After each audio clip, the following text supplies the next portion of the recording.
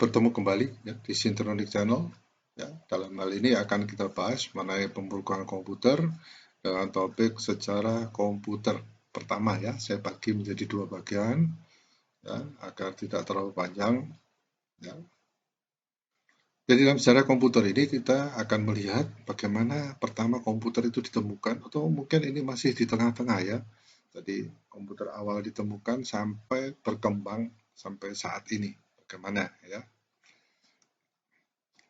Komputer, compute atau menghitung. Ya. Kemudian kita akan melihat menghitung yang kita tahu itu adalah yang disebut dengan kalkulator. Ya. Compute menghitung, calculate menghitung. Nah, itu ya. Nah, kita tidak perlu mempermasalahkan masalah itu apakah itu compute atau calculate ya, tapi pada prinsipnya dua-dua itu adalah yang disebut dengan komputer. Ya.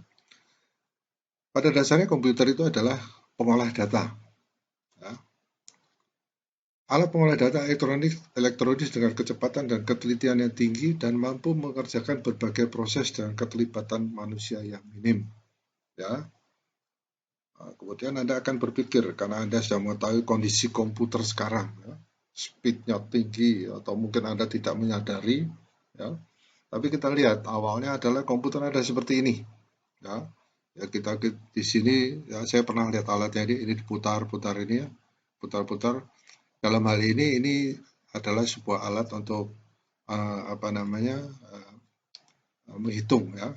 Jadi compute dalam hal calculate ya, menghitung. Nah, kita melihat nanti keluar data-datanya di sini. Nah, ini sangat sederhana. Ya. Saya pernah melihat di museum di salah satu kota di Inggris ya. Nah, kita lihat ini ada salah satu orang penggagas mengenai apa yang disebut dengan komputer. Ya. Blaise Pascal adalah seorang ahli matematik. Saya kira Anda tahu, seorang fisikawan, ya, penemu, penulis dan filsuf berkebangsaan Perancis. Ia lahir di ini kotanya ya, Clermont-Ferrand, ya, Perancis. Ya, apa yang kita lihat juga ya, lahir 19 Juni 1623 ya, dan meninggal di Paris, ya, Perancis pada 19 Agustus 1662. Umurnya masih muda sekali ya, 39 tahun. Minat utamanya adalah filsafat dan agama. Ya. Ini juga disebutkan ya dalam ilmu dalam filsafat ilmu pengetahuan ya.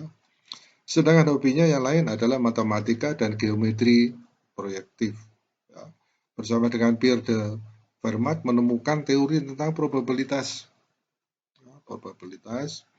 Ya, pada awalnya minat riset dari Pascal lebih banyak pada bidang ilmu pengetahuan dan ilmu terapan, di mana dia telah berhasil menciptakan mesin penghitung yang dikenal pertama kali. Ya. Mesin ini hadapan menghitung ya. Hanya dapat menghitung mesin komputasi sederhana yang merupakan cikal bakal kalkulator. Ya, tadi gambarnya yang saya tunjukkan sebelumnya. Ya. Kemudian klasifikasi. Nah ini kita melihat ya, bagaimana sih komputer itu ya. Pertama yang kita kenal itu adalah komputer analog. Nah, analog itu ya, kalau Anda lihat ada dua macam tipe data, ada yang analog dan digital. Ya, tetapi komputer yang pertama dibuat digagas itu analog ya. Analog dalam hal ini tepatnya adalah mesin mekanik. Ya. Mungkin kalau Anda pernah melihat mesin hitung ya, yang mekanik ya, bukan kalkulator ya. Ada handle di sebelahnya gitu, seperti mesin ketik ya. Saya menyebutkan itu adalah mesin ketik itu komputer analog ya. Karena masih ada suaranya, masih ada begitu kita tekan, kita mendengar suara yang agak bising ya, tak tok seperti itu ya. Sedangkan kalau kita sekarang memakai komputer ya, pakai MS Word dan sebagainya, itu sangat istilahnya mungkin silent ya, sangat tidak bising. Ya.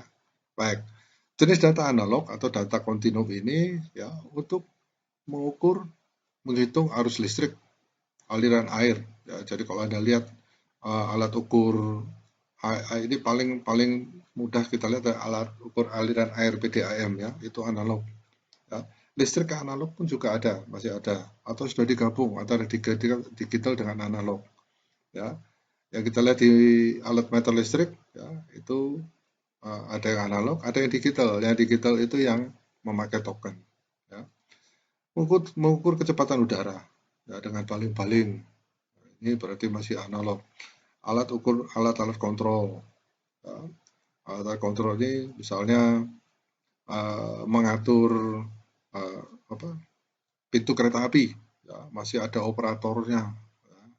Ya, sekarang juga ada yang operator, ada juga yang otomatis, ya, memakai sistem jarak jauh.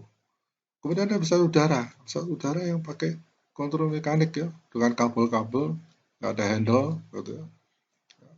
Itu pesawat-pesawat yang lama. Kemudian untuk mesin-mesin, ya, kalau kita lihat mesin seperti mesin tenun, ya, ya, itu kalau kita lihat itu mesin tapi masih analog, ya. Apakah ada mesin tenun yang digital dengan komputer? Saya kira Anda tahu, zaman sekarang ada mesin tenun, ya, mesin-mesin tenun yang yang dikontrol oleh sistem komputer, kecepatannya tinggi, ya, tapi dasarnya adalah analog. Ya, kemudian ada alat-alat produksi, ya, misalnya alat mencetak, alat membuat mesin produk-produk plastik, ya. Dulu pertama dibuat oleh manusia, artinya full tenaga manusia. Nah, sekarang sudah memakai mesin-mesin plastik yang otomatis, ya, disebut mungkin mesin blowing dan mesin injection. Komputer digital, nah ini yang kita kenal sekarang, ya.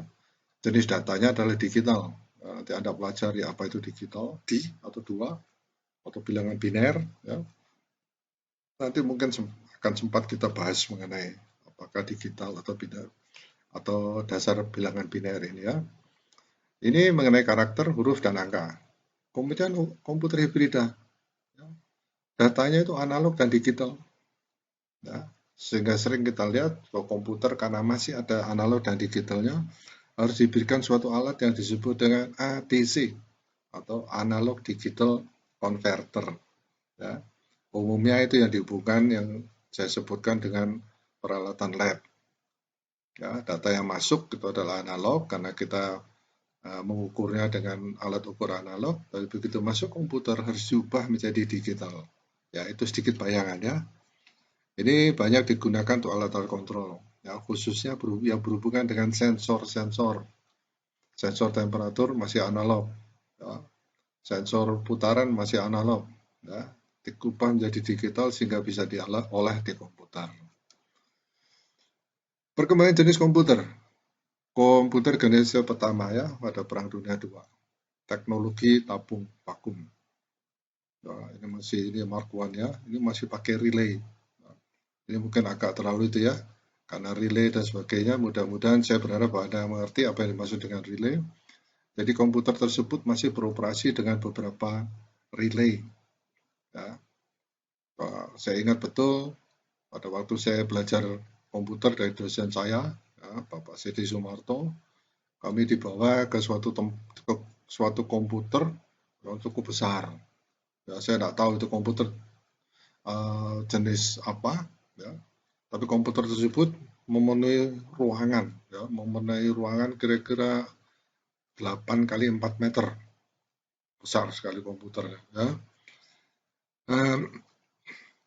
Kemudian ada komputer yang ditemukan oleh Harvard University dengan IBM, ya, IBM Business Machine, ya. Ada ENIAC, ya, Electronic Numerical Integrator and Automatic Calculator, ya. Ciri-cirinya itu dibandingkan dengan sekarang lambat, mungkin boleh saya katakan sangat lambat, bobotnya besar, volumenya besar, dan untuk operasi penghitungan sederhana. Ya, ini adalah komputer yang mungkin akan saya tunjukkan, di mana dalam pemrograman kita tidak mengetik programnya di komputer kita, ya, tetapi kita membuat program itu di dalam sebuah kartu yang disebut punch card.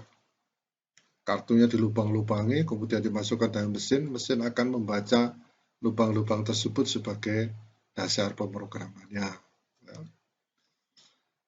Komputer generasi kedua, ya, ini sudah mulai masuk generasi transistor.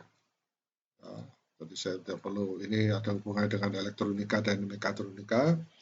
ya, tapi hanya saya sebutkan saja transistor. Ya. Ini pertama adalah tipe IBM 1401, ada lagi Honeywell 800 dan RCA 501. Ciri-cirinya kecepatan pengolahan lebih tinggi daripada yang tadi ya, yang awal kita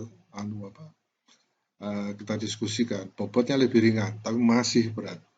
Volumenya kecil, ya perataan lebih ringan, ketelitian lebih tinggi. Ya, meskipun kalau dibandingkan dengan komputer kita yang sekarang, oh ini masih sangat-sangat lambat. Ya. Tapi ini sejarahnya. Generasi ketiga, komputer dengan sistem family. Ya, ini adalah suatu komputer yang pada saat yang lalu itu yang disebut dengan komputer terpusat ya. Dengan satu komputer dapat berkembang sedikit demi sedikit.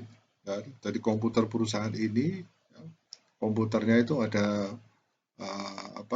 ada suatu tempat ya, di mana di tiap bagian ya, di kantor misalnya masing-masing CPU atau Central Processing Unit itu memakai satu komputer ya, ya dipakai di CPU-nya di tempat yang lain, tetapi dihubungkan dengan masing-masing di kantor masing-masing ruangan, dan mereka bisa mengerjakan ya, dengan tipe yang berbeda.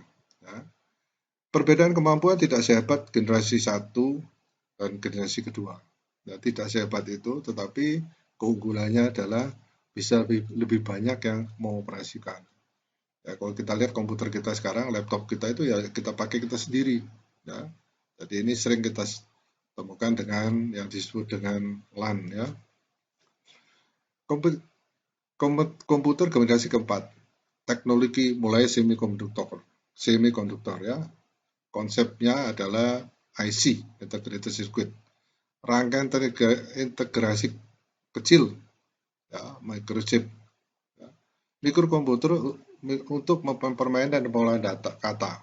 Ya, kita lihat di sini ini adalah rata dipakai untuk game. Ya. Ada PS2, PS3, War, dan sebagainya. Dulu yang dipakai Apple membuat komputer untuk game, Compaq, Atari, Commodore, mungkin Anda bisa browsing apa ini semuanya. Ya. Laju perkembangan didukung perusahaan perangkat lunak yang baik untuk sistem maupun program aplikasi. Ya, kita sekarang mengenal apa yang disebut dengan Microsoft. Ya. Padahal ada lagi yang disebut dengan Borland. Ya. Ini negara-negara tertentu masih pakai Borland. Ya. Dan sama canggih dengan Microsoft, mereka juga berkembang. Ya. Ini pernah saya pakai yang pakai Borland ini, ya, sama juga, speednya juga sama, ya, kemampuannya sama dengan Microsoft. Komputer generasi kelima disebut dengan superkomputer, kecepatan tinggi. Meskipun dibandingkan dengan komputer yang Anda pakai sekarang, ini masih sangat rendah ya, kecepatannya. Berhubungan dengan artificial intelligence dan expert system. Komputer ini masih terus dikembangkan, ya, banyak dipakai pusat-pusat penelitian. Ya. Jadi kita lihat dari sejarahnya ini, ya, komputer yang Anda pakai, ya, mungkin apakah itu laptop dan sebagainya, itu sebenarnya jauh lebih canggih. Ya. Jadi kita lihat nama-nama dari komputer-komputer tersebut, sistem-sistemnya, ya, itu nanti misalnya dulu yang kita pernah kenal yang disebut dengan sekarang yang kita kenal ada tipe-tipe komputer yang semakin hari semakin tinggi, ya, memori yang dipakai, memori pekerjaan semakin tinggi. Ya. Nanti kan kita diskusikan pada saat mendatang. Ya. Jadi saya kira demikian, nanti secara komputer akan kita diskusikan pada bagian